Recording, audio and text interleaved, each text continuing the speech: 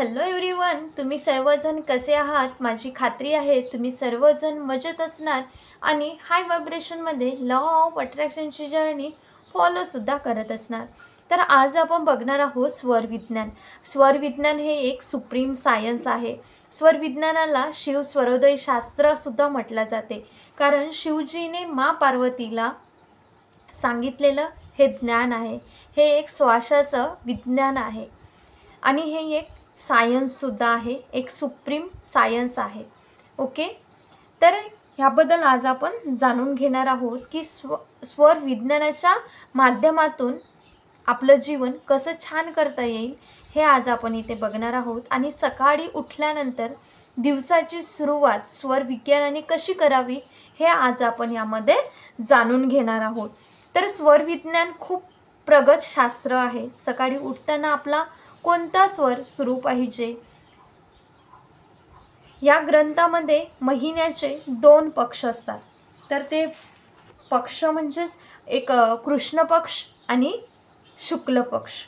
म्हणजे अमावस्यापासून तर पौर्णिमापर्यंतचे जे 15 दिवस आहेत त्यांना शुक्ल पक्ष म्हणतात. परत एकदा सांगते की कृष्ण पक्ष आणि शुक्ल पक्ष असे 2 पक्ष असतात. म्हणजेच अमावस्यापासून तर पौर्णिमापर्यंत जे 15 दिवस येतात त्यांना शुक्ल पक्ष म्हणतात आणि पौर्णिमापासून तर अमावस्यापर्यंत 15 दिवस जे येतात त्यांना कृष्ण पक्ष म्हणतात. आणि ह्या शुक्ल पक्ष आणि कृष्ण पक्षामध्ये कोणत्या तिथीला कसं उठायचं आणि आपला दिवस खूप छान जाईल, आपले जे काही मॅनिफेस्टेशन्स आहेत ते कंप्लीट होतील आणि दिवस जो आहे तो आनंदात जाईल. तर आपल्याला सकाळी उठल्यानंतर दिवसाची सुरुवात स्वर विज्ञानाने करायची आहे. तर कोणत्या तिथीला कसं उठायचं, शुक्ल पक्ष आणि कृष्ण पक्षामध्ये कसं उठायचं हे आज आपण बघणार आहोत. ओके, तर शुक्ल पक्षमध्ये अमावस्येपासून तर पौर्णिमापर्यंतचे 15 दिवस येतात. तर त्यामध्ये जे शुक्ल पक्षाचा पहिला दिवस असतो तो म्हणजे प्रतिपदा, नंतर द्वितीया आणि तृतीया हे येते चंद्रनाडीमध्ये. त्यानंतर चतुर्थी, पंचमी, षष्ठी हे ते सूर्यनाडीमध्ये. सप्तमी, अष्टमी आणि नवमी हे चंद्रनाडी. त्यानंतर दशमी, एकादशी, द्वादशी सूर्यनाडीमध्ये. त्रयोदशी, चतुर्दशी आणि पौर्णिमा हे येते चंद्रनाडीमध्ये.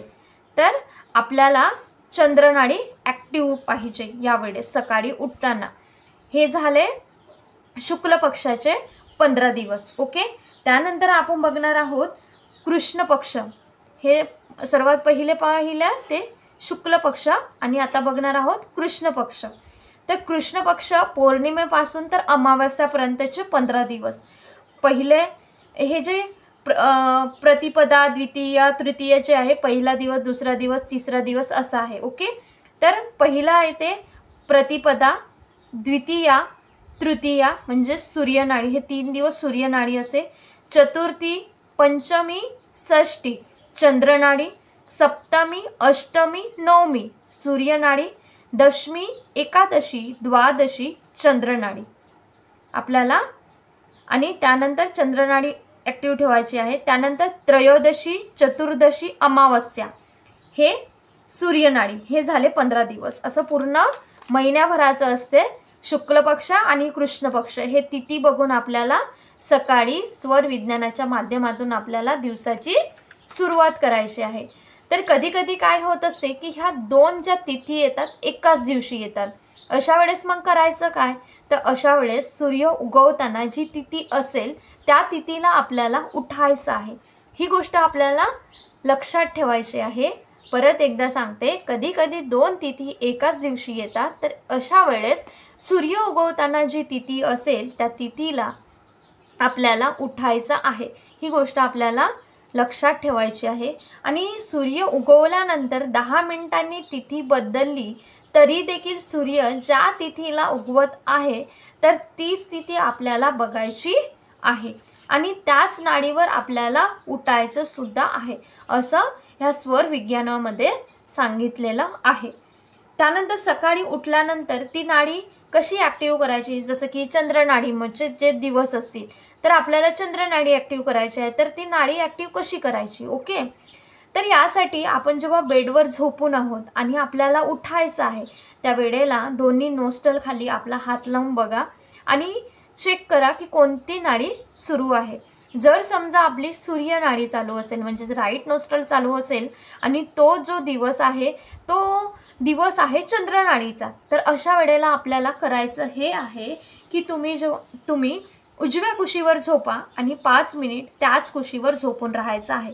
त्यानंतर तुम्हाला जाणवेल, ओके, आपल्याला चंद्रनाडी ॲक्टिव्ह करायची आहे, तर आपल्याला उजव्या कुशीवर झोपायचं आहे. 5 मिनिट त्याच कुशीवर म्हणजे झोपायचं आहे. त्यानंतर तुम्हाला जाणवेल की तुमची चंद्रनाडी ॲक्टिव्ह झाली आहे. त्यानंतर तुम्हाला चंद्रनाडी ॲक्टिव्ह झाल्यानंतर तुम्हाला करायचं काय आहे की तुम्हाला सरळ झोपायचं आहे. त्यानंतर परत तुम्हाला डाव्या कुशीवर झोपायचं आहे, म्हणजेच चंद्रनाडी साईडने. ओके, आणि त्यानंतर डाव्या कुशीवरूनच तुम्हाला उठायचं आहे, कारण तो दिवस कोणता आहे? चंद्रनाडीचा. आपण ॲक्टिव्ह कोणती करत होतो? चंद्रनाडी. म्हणून आपण कोणत्या साईडला झोपलो? उजव्या कुशीवर झोपलो. त्यानंतर आपली ॲक्टिव्ह कोणती झाली? चंद्रनाडी ॲक्टिव्ह झाली. आणि चंद्रनाडी ॲक्टिव्ह झाली म्हणून आपण सरळ झोपलो आणि चंद्रनाडीच्या साईडने म्हणजे डाव्या कुशीवरती झोपलो. त्यानंतर आपण डाव्या कुशीवरूनच उठायचं आहे आपल्याला. ओके, तर ह्या पद्धतीने आपल्याला रोज उठण्याचा प्रयत्न करायचा. यामुळे काय होईल? आपला प्रत्येक दिवस हा खूप छान जाईल, आनंदामध्ये जाईल. ऑल मॅनिफेस्टेशनसुद्धा यामध्ये पूर्ण होत जातात. तर कारण की स्वरविज्ञान एक सुप्रीम सायन्स आहे आणि एक प्रगत शास्त्रसुद्धा आहे.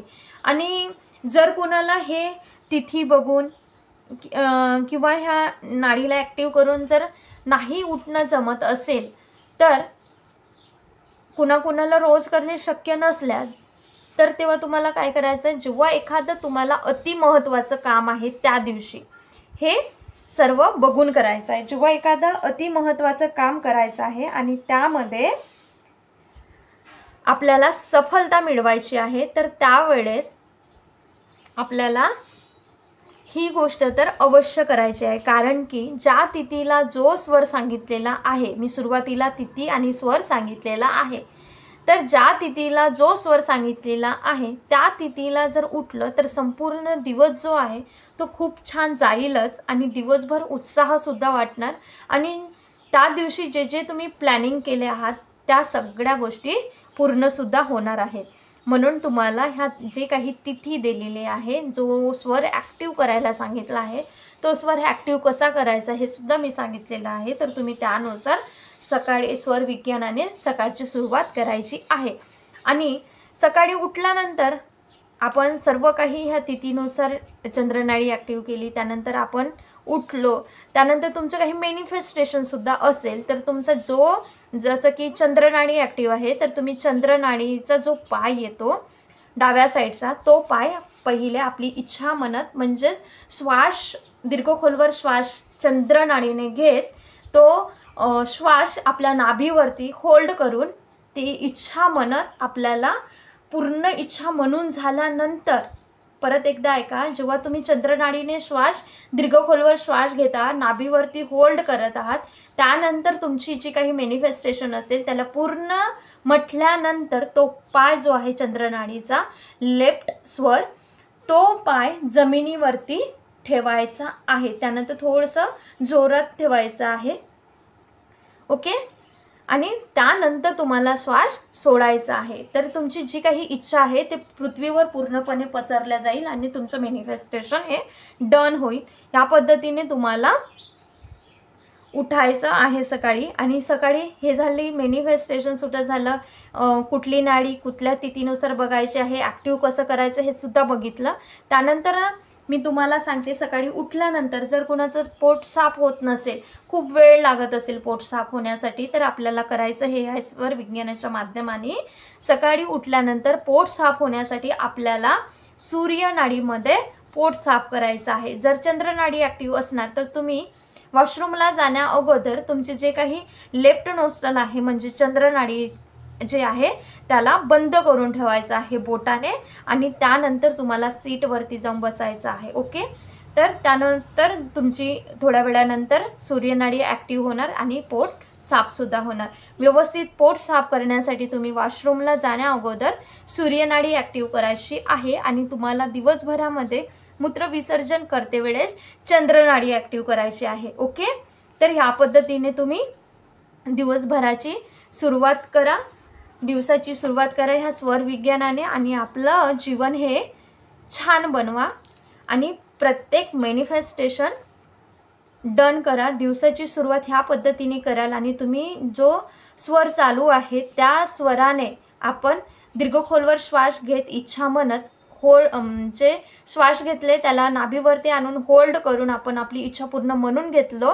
त्यानंतर जमिनीवरती पाय ठेवून श्वासाला सोडलं तर ती जी इच्छा आहे ती पूर्ण पसरला जाईल आणि मॅनिफेस्टेशनसुद्धा आपापले डन होईल आणि ह्या पद्धतीने आपलं जीवन सुखमय आणि छान होईल, आनंदी होईल आणि आपल्या ऑल मॅनिफेस्टेशन म्हणजे ऑल इच्छासुद्धा पूर्ण होणार. तर ह्या पद्धतीने स्वरविज्ञानाचा वापर करा आणि स्वरविज्ञानाच्या माध्यमातून आपलं जीवन हे सुखमय, छान आणि आनंदी बनवा. Thank you so much.